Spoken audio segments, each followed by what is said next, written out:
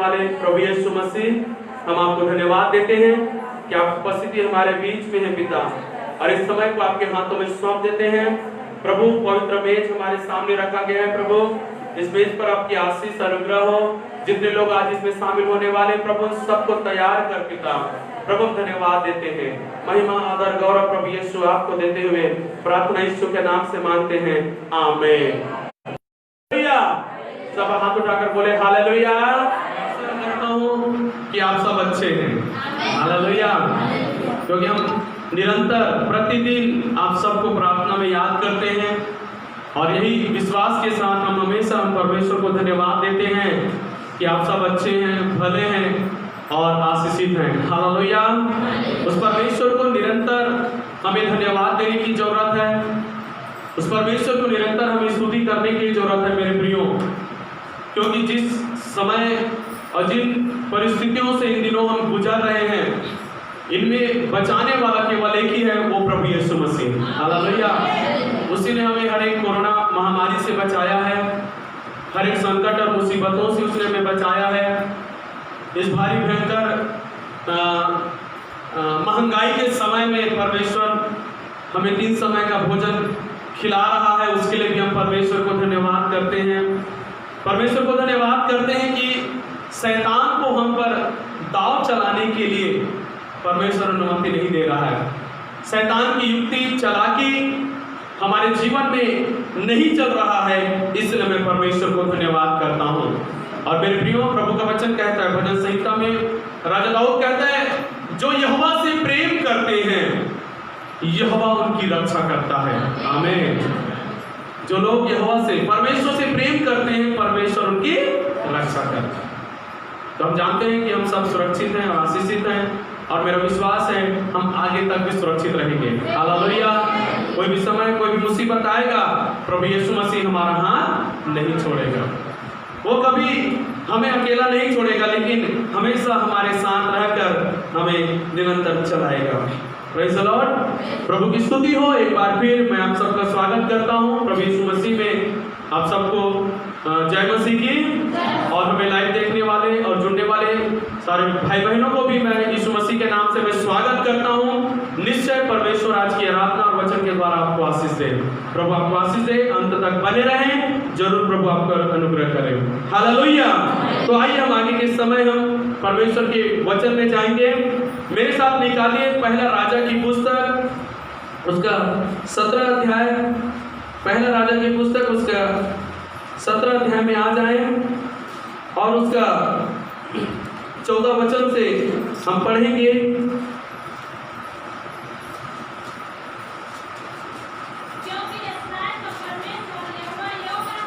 क्योंकि इस्राएल का परमेश्वर यहोवा यूं कहता है कि जब तक यहोवा भूमि पर मेघ न बरसाएगा,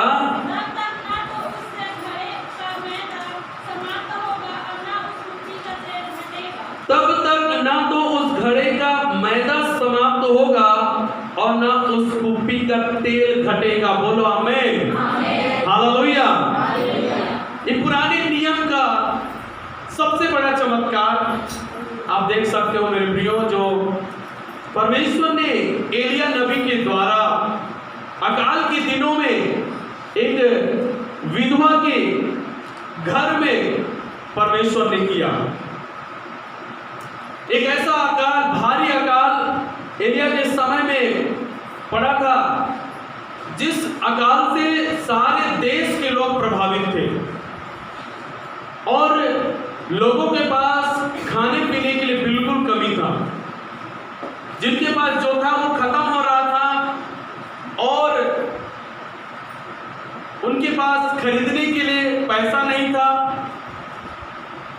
और आगे का जीवन कैसे चले या भोजन हम कैसे प्राप्त करें, इस भारी समस्या से गुजर रहे थे एलिया नबी के समय की इस घटना में। लोग सारे देश में भारी अकाल पड़ा था, और उस अकाल के समय में लोग बहुत ही चिंतित थे, दुखित थे कि अब आगे हमारे परिवार का क्या होगा, क्या होगा हमारे बच्चों का, क्या होगा 1 महीने के बाद, 2 महीने के बाद क्या होगा ऐसे भारी अकाल में। तो बहुत चिंतित और दुख के समय में लोग थे।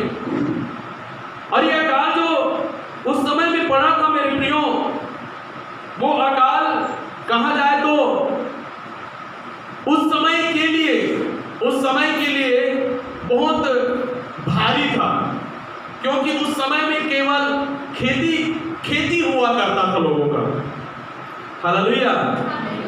कोई नौकरी नहीं था उस समय में कि चलो हम तो टीचर हैं, एडवोकेट हैं, पुलिस हैं, या प्राइवेट नौकरी है, या फिर हमारा बिजनेस है, हमें कोई ज़्यादा तकलीफ नहीं होगा, हम ये काम कर लेते हैं, वो काम कर लेते हैं, हमारा खेत में फसल नहीं हो रहा है, कोई बात नहीं, हमारा काम तो चल रहा है, हमारा बिजनेस तो चल रहा है, हमारा नौकरी तो है जिससे हम चला लेंगे। ये आज की समय की बात है, लेकिन उस समय में केवल खेती हुआ करता था। और अकाल जो है खेती करने वालों को प्रभावित करता है। एक साल यदि खेत सूखा रहा, फिर दूसरे साल खेत सूखा रहा, तो किसान के लिए जीना बहुत ही मुश्किल हो जाता है। तो भारी अकाल था। और ऐसे समय में परमेश्वर ने एक परिवार की ओर दृष्टि किया। एक ऐसा परिवार जिस परिवार में एक स्त्री विधवा थी, उसका एक बेटा था। ये दोनों जैसे भी अपना गुजर बसर कर रहे थे गांव में रहते हुए, अब उनके पास एक आखिरी निवाला पड़ा हुआ था। और उस आखिरी निवाला जब उनके पास था, तो उस स्त्री ने अपने बेटे से कहा, बेटा हम थोड़ा लकड़ी बीन कर ले आते हैं और जो बचा है उसको हम पकाकर खा लेते हैं, क्योंकि अब इसके बाद हम मर ही जाने वाले हैं। और कोई आशा, कोई उम्मीद नहीं था कि कोई आकर उनको भोजन देगा, कि कोई व्यवस्था करेगा, कि हम कैसे हम भूखे जीवित रह पाएंगे। कोई आशा नहीं था, क्योंकि ये अकाल हर परिवार के लिए था, हर लोगों के लिए था, तो कोई दूसरे की मदद नहीं कर सकता था। तो ये माँ बड़ी निराशा और दुख में होकर अपने बेटे से कही कि बेटा ये आखिरी भोजन है जो आज हम करने वाले हैं, इसके बाद हम मर जाएंगे। ये इनका दुख और इनका पीड़ा का समय था। दूसरी तरफ परमेश्वर इनके बारे में सोच रहा था कि इस लड़के को और इस विधवा स्त्री को मुझे बचाना है, और इसको बचाकर मेरी महिमा उसके द्वारा उस गांव में, उस घराने में करना है। इसलिए परमेश्वर उस परिवार के लिए योजना बनाने लगा। तो योजना के तहत मेरे प्रियो, परमेश्वर ने एलिया नबी को दर्शन दिया, जो 17 अध्याय 1 वचन से आप पढ़ेंगे तो आपको मिलेगा, हम पढ़ेंगे नहीं। तो परमेश्वर ने एलिया नबी को दर्शन दिया कि तू जा सारपत नगर में जा, वहां पे एक विधवा तुझे मिलेगी जिसको खिलाने के लिए मैंने आज्ञा दिया, जो तुझे भोजन खिलाएगी, जो तुझे रोटी देगी, मैंने उसको तुम्हें खिलाने के लिए चुना है।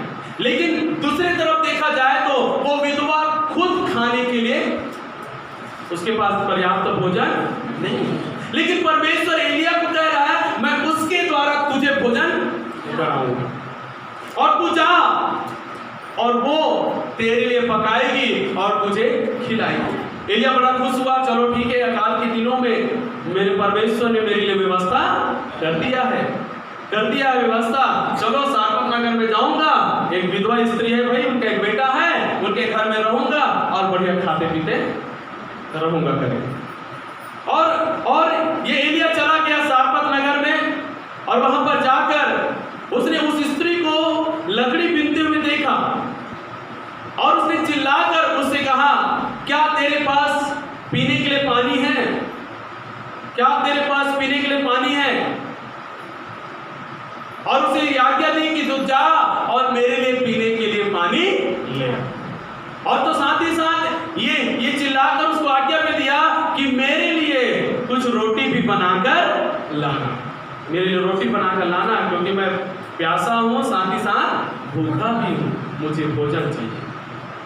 तो परमेश्वर के दास ने उनसे कहा मेरे लिए रोटी लेकर आओ।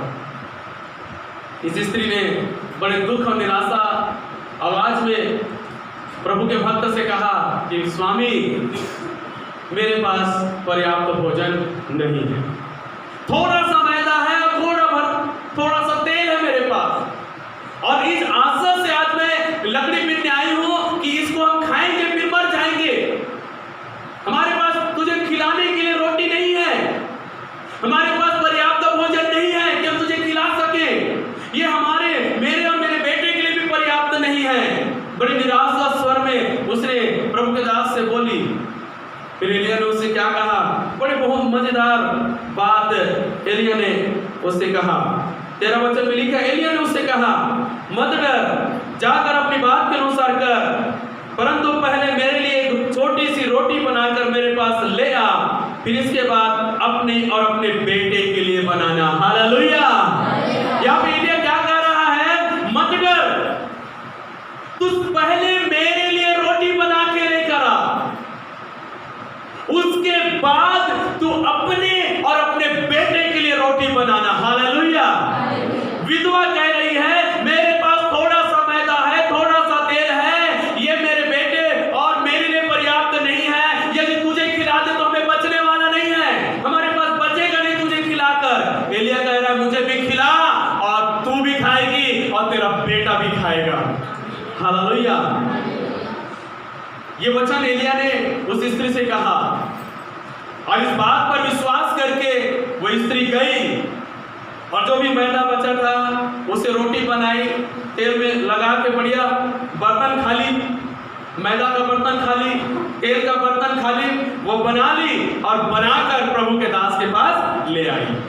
ये लो प्रभु, ये रोटी जो आपने मांगा। फिर एलिया ने ये घोषणा किया उसके लिए, जब तू मुझे खिलाएगी उसके द्वारा जो तुझे आशीष मिलने वाला है, उसको एलिया ने घोषणा किया। क्योंकि इस्राएल का परमेश्वर यहोवा यूं कहता है कि जब तक यहोवा भूमि पर मेघ न बरसाएगा तब तक ना तो उस घड़े का मैदा समाप्त होगा और ना उसकी कुप्पी का तेल घटेगा। हालेलुया। ये आशीष एलिया ने दिया उस स्त्री को, तू मेरे लिए रोटी बना के लेकर आ और मैं परमेश्वर के द्वारा मैं तुम्हें आशीष देता हूं कि अब से ना तो उस घड़े से मैदा समाप्त होगा, ना तो उस कुप्पी से तेल समाप्त होगा। हालेलुया। जब तक ये अकाल का दिन न चला जाए, जब तक ये अकाल का दिन खत्म ना हो जाए, ये कंगाली का दिन खत्म ना हो जाए, जब तक बारिश फिर इस पृथ्वी को ना छुए, तब तक ना तो मैदा घटेगा ना तो तेल घटेगा। इस बात के अनुसार तू जाकर कर। हालेलुया। मेरे प्रियो, स्त्री ने इस बात पर विश्वास की, इस वचन पर उस स्त्री ने विश्वास की और विश्वास के साथ चली गई। उसने एलिया को रोटी बना के खिलाई और हम बाद में वचन में पढ़ते मेरे प्रियो कि उसके घर में जो मैदा था वो मैदा कभी समाप्त नहीं हुआ, वो तेल कभी समाप्त नहीं हुआ। और बाइबल में लिखा है वो स्त्री और उसका बेटा और उसका सारा घराना अकाल के दिनों में खाते रहे। हालेलुया। हालेलुया। जब परमेश्वर ने उस स्त्री को आशीष दिया तो वो उसके लिए और उसके बेटे के लिए नहीं था, उसके साथ साथ उसके सारे घराने के लिए भी था। हालेलुया। उसके घर में भोजन नहीं था, ऐसे समय में कोई उसको मदद करने वाले भी नहीं थे, उसके घराने के लोगों ने भी अपने हाथ नीचे कर दिया था और उस स्त्री ने सोच लिया था कि हम माँ बेटे मर ही जाएंगे, लेकिन परमेश्वर ने उसके लिए ध्यान किया, परमेश्वर ने उनकी सुधि ली, परमेश्वर उनके पास अपने नबी के द्वारा आया, अपने वचन के द्वारा उनको भोजन की आशीष दी और वो आशीष उन माँ बेटे के लिए ही नहीं, उनके पूरे घराने के लिए हो गया। हालेलुया। हालेलुया। मेरे प्रियो, हमारा परमेश्वर आज भी ऐसा कार्य करने वाला है। आमीन। आज भी ऐसा आशीष परमेश्वर आपको देने जा रहा है, इससे भी बड़ा कार्य परमेश्वर आपके जीवन में करने जा रहा है। जब आप परमेश्वर के वचन को ग्रहण करेंगे, परमेश्वर के वचन पर विश्वास करेंगे और जैसा परमेश्वर आपसे कहेगा वैसा आप करेंगे, तो आपके जीवन का निराशा परमेश्वर आनंद में बदल देगा। जिन बातों के लिए आप परेशान रहते हैं, ज्यादा जिन बातों के लिए ज्यादा आप दुखित रहते हैं, चिंतित रहते हैं, हमेशा आपके जीवन में डर लगा रहता है, मेरे प्रिय भाई और बहनों, आज परमेश्वर के वचन सुन लो। एलिया का परमेश्वर हमारा परमेश्वर है। जिस परमेश्वर ने उस सारपत विधवा स्त्री की सुधि ली, वो परमेश्वर हमारी भी सुधि ले सकता है। जिस परमेश्वर ने उस विधवा स्त्री उनके बच्चे को, उसके घराने को भूखा मरने नहीं दिया, वो परमेश्वर आपको और मुझको किसी महामारी से, किसी विपत्ति से, शैतान से, बीमारी से, समस्या और संकट और मुसीबतों से हमें नाश होने नहीं देगा। बोलो हालेलुया, हालेलुया। जब तक यहोवा भूमि पर में ना बरसाएगा, तब तक ना तो मैदा खत्म होगा, ना तो तेल खत्म होगा। ये बहुत बड़ी आशीष है, बहुत बड़ी आशीष विश्वास करने वालों के लिए। हालेलुया। मेरे प्रियो, कई प्रकार की चिंता और भय से हम ग्रसित हैं, हम जानते हैं।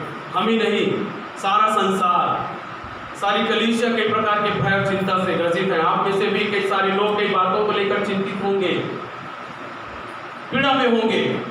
लेकिन आज मैं कह दूं, एलिया का परमेश्वर हमारे बीच में है। उस एलिया के परमेश्वर के वचन को ग्रहण कीजिए, विश्वास कीजिए, वो परमेश्वर आपके जीवन में चमत्कार करेगा। हालेलुया। जब तक आपकी समस्याओं का हल आपको ना मिले, जब तक आपकी बीमारी से आपको चंगाई ना मिले, जब तक आपके घर में आपको आशीष ना मिले, जब तक आपके बच्चे सुधर ना जाए, जब तक आपको अच्छी नौकरी ना मिले, जब तक आपके घर के लोग उद्धार ना पाए, आप विश्वास में बने रहिए, आप विश्वास को पकड़े रहिए। वो परमेश्वर आपको संभाले रहेगा और आपके द्वारा आपके परिवार और घराने को भी संभाले रहेगा। हालेलुया। वो वायदा का परमेश्वर है, हमारे जीवन में इस वायदे को जरूर पूरा करेगा। देखिए, एक और घटना मैं आपके सामने रखने जा रहा हूं। निर्गमन की पुस्तक 15 अध्याय उसका 25 वचन। निर्गमन की पुस्तक 15 अध्याय उसका 25 वचन। तब मूसा ने यहोवा की दुहाई दी और यहोवा ने उसे एक पौधा बतला दिया, जिसे जब उसने पानी में डाला तब वह मीठा हो गया। यहां पे देखिए, परमेश्वर एक अद्भुत चमत्कार कर रहा है। इस्राएली लोग, जो प्रभु के लोग, जो बहुत प्यासे थे, व्याकुल थे प्यासेपन में, और वो लोग पानी ढूंढ रहे थे पीने के लिए। बड़े संकट में था उनका जीव, क्योंकि वो लोग प्यासे थे। और ऐसे समय में उनको एक सोता मिला, एक जल का सोता मिला। और दुख की बात यह है कि वो जल जो मिला उसको, वो भी कैसा था? कड़वा जल उसको मिला। उस जल को पी नहीं सकते। प्यास कैसे बुझाएं? कैसे प्यास जो लगा है इस जीव को कैसे ठंडा करें? इसके लिए वो लोग जल ढूंढ रहे थे। और जब जल मिला तो जल भी मिला तो कड़वा जल मिला। कई बार हमारे साथ भी ऐसा होता है, हम कुछ पाना चाहते हैं या फिर कुछ चीजों के लिए प्रार्थना करते रहते हैं, और जब उसे मिलता है तो हमें तृप्ति नहीं होता। हमने जैसा सोचा रहता है, जैसा हमने चाहा रहता है, जैसा हम मांगे रहते हैं, वैसा हमको नहीं मिलता है। हम संतुष्टि में नहीं रहते, क्योंकि वो हमारे मन के अनुसार नहीं है। तो अब क्या हो जाते हैं? दुखित हो जाते हैं और कुड़कुड़ाने लगते हैं, चिल्लाने लगते हैं कि हमने इतना साल हमने प्रार्थना किया, मिला तो क्या मिला? इतना साल हमने इंतजार किया, मिला तो क्या मिला? इतना समय तक हमने इतना मेहनत किया, हमें मिला तो क्या मिला? करके हम कुड़कुड़ाते रहते हैं, अंदर अंदर जलते रहते हैं कि जो मिला उससे हमें संतुष्टि नहीं है। तो वैसे ही यहाँ पे ये लोग बहुत प्यासे हैं, इनको जल मिला, लेकिन जल जो मिला वो भी कड़वा। और ये लोग मूसा के विरुद्ध तो फिर कुड़कुड़ाने लगे कि देखो परमेश्वर ने भी कैसा पानी दिया, वो भी कड़वा पानी, खारा पानी। परमेश्वर हमें मार डालना चाहता है क्या? फिर मूसा ने परमेश्वर से प्रार्थना किया, परमेश्वर आप इस पानी के दोष को दूर कीजिए, इस पानी पर आशीष दीजिए। कुछ तो ऐसा कीजिए प्रभु कि पानी को लोग पी सके। उसने परमेश्वर से प्रार्थना किया और परमेश्वर ने मूसा की प्रार्थना सुनकर उसे एक पौधा दिखाया, एक पौधा, और उस पौधे को लेकर मूसा ने उस जल में डाला और लिखा है कि वह जल मीठा हो गया। हालेलुया। परमेश्वर ने उस जगह पर अपने लोगों के लिए प्रबंध किया। बोलिए प्रबंध किया। सब बोलो प्रबंध किया। परमेश्वर ने अपने लोगों के लिए प्रबंध किया। हालेलुया। वो परमेश्वर आज आपके और मेरे लिए भी प्रबंध करने वाला है। बोलो हालेलुया। परमेश्वर कभी हमें छूछे हाथ नहीं रखेगा। परमेश्वर कभी हमें गरीबी, कंगालीपन में या महंगाई में हमें मरने नहीं देगा। हमारा परमेश्वर पर विश्वास है और वो हमें संभाल के रखेगा और वो हमारे लिए सब कुछ प्रबंध करेगा। हालेलुया। यहाँ पे इस्राएली लोग जो परमेश्वर के चुने हुए लोग हैं, इनको जो चाहिए था उनसे नहीं बन पाया, उनको नहीं मिल पाया। उन्होंने खोजा पानी, मिला भी तो कड़वा, लेकिन जब उन्होंने परमेश्वर को पुकारा, परमेश्वर से प्रार्थना किया, परमेश्वर ने कड़वे जल को मीठा बनाकर उनको पिला दिया। मेरे प्रियो, आप समझना इस बात को कि परमेश्वर मुर्दों में भी जान डालने वाला परमेश्वर है। चट्टान में से जल का धारा बहाने वाला परमेश्वर है। डॉक्टर बोलकर निराश कर दिया हुआ उस बीमारी से चंगा करने वाला वो परमेश्वर है। हमारा परमेश्वर कभी भी हमारे जीवन में कुछ भी कर देने वाला हमारा परमेश्वर है। हमारा भरोसा उसके ऊपर होना चाहिए। हालेलुया। मूसा इस प्रकार से बैठा नहीं रहा, अब क्या करें? जल मिला प्रभु, लेकिन कड़वा जल पी नहीं सकते प्रभु, क्या करें प्रभु, क्या करें प्रभु? वो बैठा नहीं रहा, उसने प्रार्थना शुरू किया। उसने प्रार्थना शुरू किया। जहां आपको संतुष्टि ना मिले, जहां आपके जीव को तृप्ति ना मिले, जहां आपके मन को शांति ना मिले, जहां आपके हृदय में आपको आनंद ना मिले, आप सोचते बैठे मत रहिए, परमेश्वर से प्रार्थना कीजिए। परमेश्वर वो सब आपको देने वाला है। हालेलुया। परमेश्वर ने पौधा दिखला दिया और मूसा ने ये नहीं कहा प्रभु आपको पौधा दिखाया तो पौधा को आप लाकर डाल भी दीजिए, या फिर ये नहीं कहा कि परमेश्वर पौधा डालने की क्या जरूरत है, आप तो ही ऐसे ही उस जल को मीठा। पौधा क्यों प्रभु, क्यों पौधा, आप ही कुछ कर दीजिए ना भाई। लेकिन मूसा ने ऐसा नहीं किया। मूसा ने परमेश्वर की बात को माना और वैसा ही किया जैसा परमेश्वर ने कहा। हालेलुया। तो यहाँ पे देखिए कि मूसा ने उस पौधे को डाला और जल मीठा हो गया। तो कई प्रकार की असंतुष्टि, अशांति, निराशाएं, परिवार में कड़वाहट, परिवार में विवाद, समस्याएं, परेशानी हम सब के जीवन में बना हुआ है। मेरे प्रियो, प्रभु के पास आइए, प्रभु आपके लिए प्रबंध करेगा और सब कुछ अच्छा हो जाएगा। हालेलुया। आज जिस महामारी से पूरा देश ही नहीं पूरा विश्व गुजर रहा है मेरे प्रियो, और इसके लिए जो मेडिसिन, जो वैक्सीन, जो दवाई का खोज जो वैज्ञानिक और डॉक्टर कर रहे हैं मेरे प्रियो, आज उनको नहीं मिल पा रहा है। लेकिन यदि वही डॉक्टर, वही वैज्ञानिक परमेश्वर से प्रार्थना करने लगे, या फिर सारी कलीसिया परमेश्वर से प्रार्थना करने लगे, परमेश्वर बताएगा कि कौन सा दवाई, कौन सा पौधा या कौन सा जड़ी बूटी को डाला जाए, वैक्सीन बनेगा और लोगों की बीमारी दूर हो जाएगा। ये प्रबंध केवल परमेश्वर ही कर सकता है। इसका वैक्सीन या दवाई केवल परमेश्वर ही ला सकता है। आज जो संसार जिस बात से, जिस महामारी से डरा हुआ है, उसका जो प्रबंध कोई नहीं कर पा रहा है मेरे प्रियो, वो परमेश्वर ऊपर बैठा है, वो इसका प्रबंध कर सकता है। वो सही बुद्धि, सही ज्ञान, सही समझ, सही वस्तु, सही चीज दिखाएगा और उससे ही विरुद्ध में इस्तेमाल किया जा सकता है। तो मेरे प्रियो, हम प्रार्थना करें मूसा के समान कि परमेश्वर इस देश, इस दुनिया की महामारी को दूर करने के लिए तो हमारे डॉक्टरों को और वैज्ञानिकों को बुद्धि दे और उनको भी मूसा के जैसा बतला कि कैसे मेडिसिन बनाया जाए और इस दुनिया से कोरोना हरा दिया जाए। Hallelujah, praise the Lord.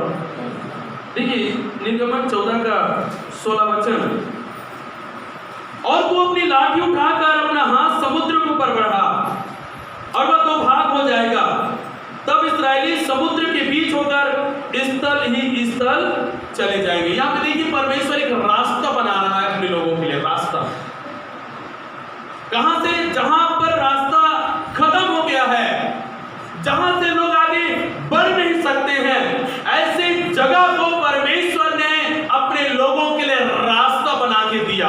Hallelujah. हम पढ़ते हैं कि परमेश्वर के लोग जब आगे बढ़ रहे थे तो आगे लाल समुद्र आ गया, जिससे वो लोग आगे अब जा नहीं सकते, और पीछे शत्रु थे जिसके पास वो लोग लौट नहीं सकते थे। पीछे जाए तो शत्रु को मार डालेगा, आगे बढ़ नहीं सकते। ऐसे दुविधा में, संकट में ये लोग पड़े हुए थे। ऐसे समय में मूसा ने फिर परमेश्वर से प्रार्थना किया कि प्रभु अब क्या किया जाए। परमेश्वर ने कहा अपनी लाठी उठा। हालेलुया, अपनी लाठी उठा। उठाइए अपनी लाठी, इसके पास है अपनी अपनी लाठी, उठाइए। हालेलुया, मोबाइल लाठी नहीं है बाइबल। हालेलुया, परमेश्वर ने क्या कहा? अपनी लाठी उठा। ये वो लाठी था जो मूसा के पास 24 घंटे रहा करता था। ये वो लाठी था जिसको परमेश्वर ने खुद मूसा को दिया हुआ था, और उस लाठी में अधिकार था, सामर्थ था, अभिषेक था। और प्रभु ने कहा इस लाठी को पकड़ के क्यों खड़ा है? चल अब इस लाठी को उठा। हालेलुया, समझना है ये बाइबल घर में रखने के लिए नहीं है, ये बाइबल तकिया के अंदर रखकर सोने के लिए नहीं है, ये बाइबल आपके घर में शोभा देने के लिए अच्छी पुस्तक के लिए नहीं है। ये बाइबल को उठाकर आपके जीवन की समस्याओं का सामना करने के लिए है, शैतान से लड़ने के लिए है, आपके जीवन की निराशाओं को दूर भगाने के लिए है, आपके जीवन की मृत्यु को जीवन में बदलने के लिए है, आपके जीवन के हर एक संघर्ष को दूर कर जयवंत होकर आगे बढ़ने के लिए दिया हुआ परमेश्वर की लाठी है जो परमेश्वर ने हमें दिया है। हालेलुया। परमेश्वर कहता है जब कुछ ना बन पड़े तो लाठी उठा। मूसा से कुछ नहीं बन पड़ रहा था, क्या करें? मूसा को तैरना नहीं आता, मैं कैसे तैरूंगा? लोग कैसे तैरेंगे? तैरे तो कितना दूर तैरेंगे? एक तालाब को पार करना मुश्किल होता है, लोगों को तो समुद्र है। कुछ नहीं था, सिर्फ प्रार्थना किया, प्रभु बताइए क्या करें? प्रभु ने कहा लाठी उठा ले। Hallelujah, hallelujah. जब पास्टर का फोन ना लगे तो लाठी उठा ले। दुखी तो कर रही है भाई, पास्टर का फोन नहीं लगाते, बीमारी किसी दूर हुई, समस्या कैसे जाएगा? पास्टर पर घर नहीं आते कैसे होगी? कोई भी मेरे लिए प्रार्थना करने वाला नहीं, कैसे होगा? चिंतित होकर मत बैठिए, प्रभु ने लाठी दिया है, वचन उठाइए, वचन को बोलिए, ये परमेश्वर का वचन चंगा करने वाला है, मैं चंगाई को ग्रहण करता हूँ। परमेश्वर का वचन शैतान को हराकर विजय देने वाला है, मैं विजय को ग्रहण करता हूँ। वचन को उठाए, बोलिए। प्रभु ने कहा लाठी उठा। मूसा बोल सकता था प्रभु लाठी उठाने से क्या होगा? मिस्र से यहां तक तो लाठी को उठा के ही बुला रहा हूं, क्या हुआ? हालेलुया। लेकिन जिस समय परमेश्वर ने बोल दिया ना लाठी उठा, मतलब कुछ तो होने वाला था, कुछ तो होने वाला था। और मूसा ने लाठी को उठाया। जैसे ही उसने लाठी को उठाया, क्या हो गया वहां पे? लाल समुद्र दो भाग हो गया। हालेलुया। जैसे ही उसने लाठी को उठाया, उनके लिए परमेश्वर ने रास्ता खोल दिया, उनके लिए बचने का रास्ता खोल दिया, और उस रास्ते से लोग पार हो गए मेरे प्रियो, और उसी रास्ते से शत्रु डूबकर मर गए। हमारा परमेश्वर हमारे लिए रास्ता निकालने वाला परमेश्वर। सुनिए परमेश्वर क्या कहता है। सुनिए वचन क्या कहता है, करिए जो वचन कहता है, आपके जीवन के लिए रास्ता निकलेगा। आपके लिए उपाय है परमेश्वर में। परमेश्वर ने कहा लाठी उठा, मूसा ने लाठी उठाया और प्रभु की स्तुति हो, जो समुद्र का भाग हो गया। हालेलुया। देखिए, यदि हम यहेजकेल की पुस्तक उसका 37 अध्याय में आ जाए और उसका 5 वचन में, तो वहां पे सूखी हड्डियों का दृष्टांत के विषय में बताया गया है। यहेजकेल 37 अध्याय उसका 5 वचन,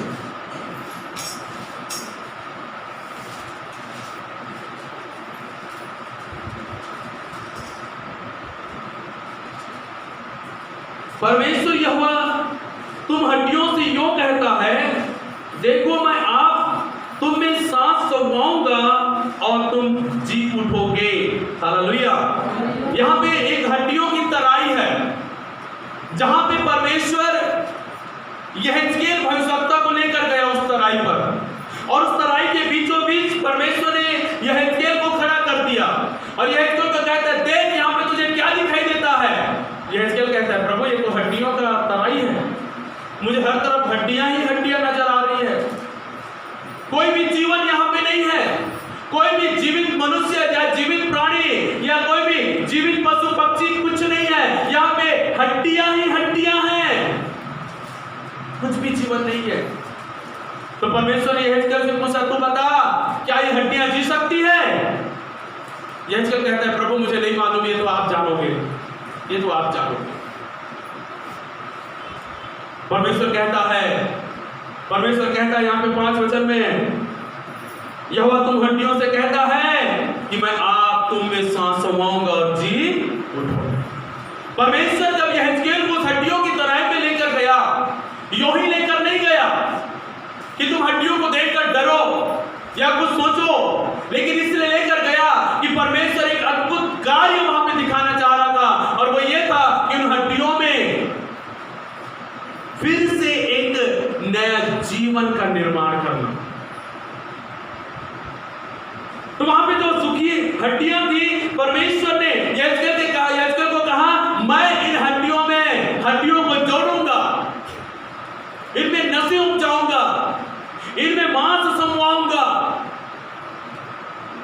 इनको जोड़ूंगा और इनमें जीवन का श्वास फूंककर इनको फिर से जीवित मनुष्य में बनाऊंगा। मैं ये करने वाला हूं।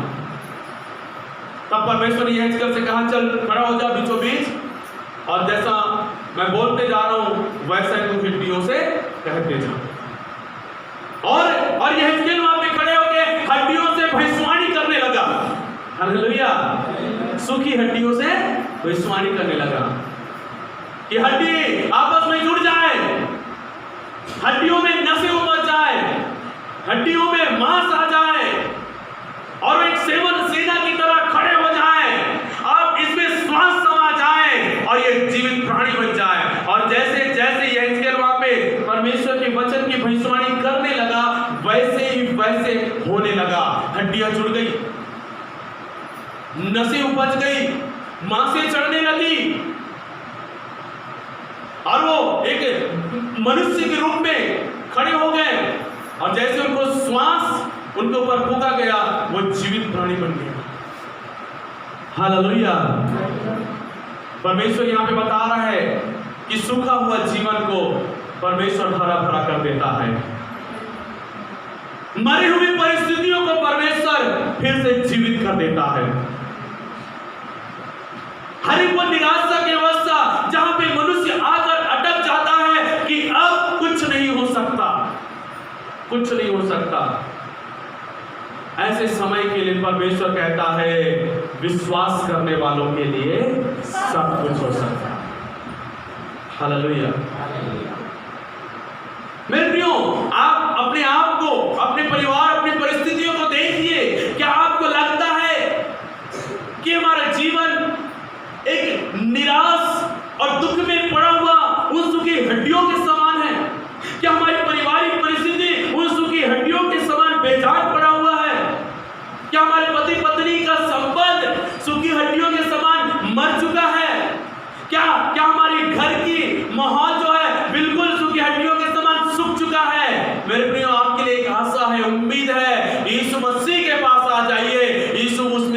जीवन देने वाला है। यीशु उसमें जीवन भरने वाला है और उस सारे परिस्थिति को बदल कर नया करने वाला है। हालेलुया।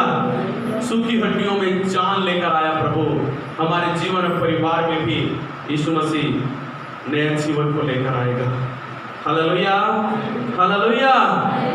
मेरे प्रियो, हमारी परिस्थिति चाहे कुछ भी क्यों ना हो, प्रभु के पास आइए। प्रभु आपकी परिस्थिति को आज के दिन में बदलने वाला है। हालेलुया। दूसरे इतिहास 7:14 कहता है, यदि मेरी प्रजा के लोग जो मेरे कहलाते हैं, यदि मेरी प्रजा के लोग जो मेरे कहलाते हैं, दिन होकर अपने पापों से फिरकर मुझसे प्रार्थना करें, तो मैं उनकी स्वर्ग से सुनकर, उनकी प्रार्थना को स्वर्ग से सुनकर उनके देश को ज्यों का त्यों कर दूंगा। हालेलुया। यदि मेरी प्रजा के लोग, मेरे लोग, यदि कलीसिया हम अपने देश के लिए, संसार के लिए, अपने परिवार, अपने घराने, अपने लोगों, अपने गांव के लिए दिन होकर उनके पापों से फिरकर, उनके पापों के लिए पश्चाताप करके परमेश्वर से प्रार्थना करेगा, तो परमेश्वर हमारे देश को पहले के समान कर देगा। हालेलुया। हमारे नगर को पहले के समान कर देगा। परमेश्वर कहता है, यदि मेरी प्रजा के, मेरे लोग, परमेश्वर अविश्वासियों से कोई आशा नहीं रखता। जो लोग परमेश्वर को नहीं जानते, जिनके पास परमेश्वर का वचन नहीं है, उनसे कोई उम्मीद नहीं रखता। परमेश्वर उम्मीद रखता है आपसे और मुझसे, क्योंकि हमारे पास परमेश्वर का वचन है, क्योंकि हम परमेश्वर के संतान हैं। और वो परमेश्वर आज आपके और मेरे द्वारा हमारे परिवार में कुछ करना चाहता है। आपके और मेरे द्वारा हमारे घराने में, हमारे गांव में, हमारे देश में परमेश्वर कुछ करना चाहता है। क्या आप तैयार हैं मेरे प्रियो? यदि आप तैयार हो जाएं, तो परमेश्वर आपके द्वारा बेदारी आपके गांव में लेकर आएगा। आपके द्वारा आपके मित्रों में, सहेलियों में बेदारी परमेश्वर लेकर आएगा। आपके द्वारा आपका घराना बचाया जाएगा, केवल आपके द्वारा। मेरी प्रजा के लोग जो मेरे कहलाते हैं। हालेलुया। आज लेकिन दुख की बात यह है कि कलीसिया अपने पापों को नहीं मान रहा है, तो देश के पापों को कैसे माने?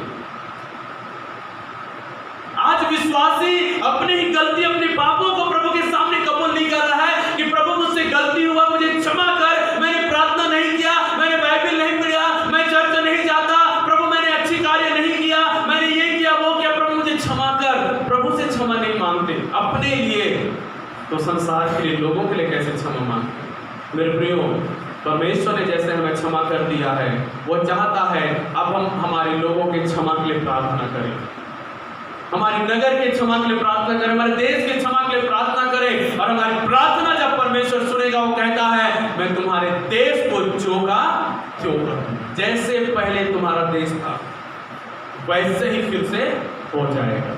हालेलुया। आज मालूम है पूरे विश्व में और भारत देश में भी कई जगहों में विशेष उपवास प्रार्थना चल रहा है। विशेष उपवास प्रार्थना किस लिए मालूम है?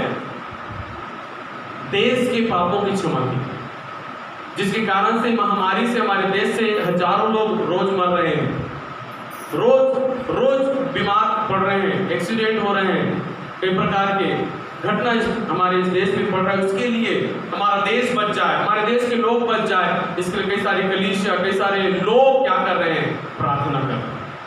तो मेरे प्रियो, अब आपको और मुझको भी जागने की जरूरत है कि हम अपने लिए ही नहीं, हमारे देश के लोगों के, हमारे परिवार के लोगों के, हमारे गांव के लोगों के पापों को मानकर उनके ऊपर दया के लिए, अनुग्रह के लिए हम परमेश्वर से प्रार्थना करें। प्रभु कहता है, तुम्हारी प्रार्थना से मैं उनको क्षमा करूंगा और उनके देश को ज्यों का त्यों करूंगा।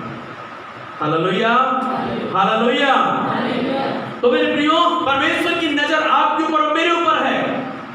परमेश्वर जो करना चाहता है आपके द्वारा, मेरे द्वारा करना चाहता है। यदि आप तैयार हो मेरे प्रियो, परमेश्वर अब से आपको इस्तेमाल करेगा आपके क्षेत्रों में। हालेलुया। लेकिन आपको तैयार होना होगा, तब परमेश्वर कार्य करेगा। Hallelujah, hallelujah. मरकुस की पुस्तक उसका 4 अध्याय उसका 22 वचन पर जब 22 वचन हम पढ़ेंगे और यूहन्ना 14 अध्याय 1 वचन वहां पे पढ़ेंगे तो उस वचन में लिखा है परमेश्वर पर विश्वास रखो, परमेश्वर पर विश्वास रखो। 14 एक वचन में कहता है, 14 का एक वचन में कहता है, यूहन्ना 14 के 1 वचन में कहता है जैसे तुम परमेश्वर पर भरोसा रखे वैसे मुझ पर भी भरोसा रखो। हमें हमारे परिवार, हमारे लोगों के लिए, परिस्थितियों के लिए अब हमें यीशु मसीह पर विश्वास करने की जरूरत है। यीशु मसीह पर विश्वास करने की, यीशु मसीह पर विश्वास करके यीशु जो कहता है वैसा हमें करना होगा, तब हमारे लिए आशीष होगा। Hallelujah, hallelujah, hallelujah. शैतान इन दिनों में उन परिवारों में काम कर रहा है, उन लोगों के अंदर काम कर रहा है जो परमेश्वर के वचन को नहीं मानते, जो प्रभु के लोगों की बातों को नहीं मानते। आज परमेश्वर के उन लोगों के जीवन में शैतान काम कर रहा है। मेरे प्रियो, परमेश्वर चाहते हैं कि हम जैसे हम परमेश्वर पर विश्वास रखे हैं, हम परमेश्वर की बातों को माने, परमेश्वर के लोगों की बातों को माने, ताकि हमारे जीवन में आशीष हो। हालेलुया।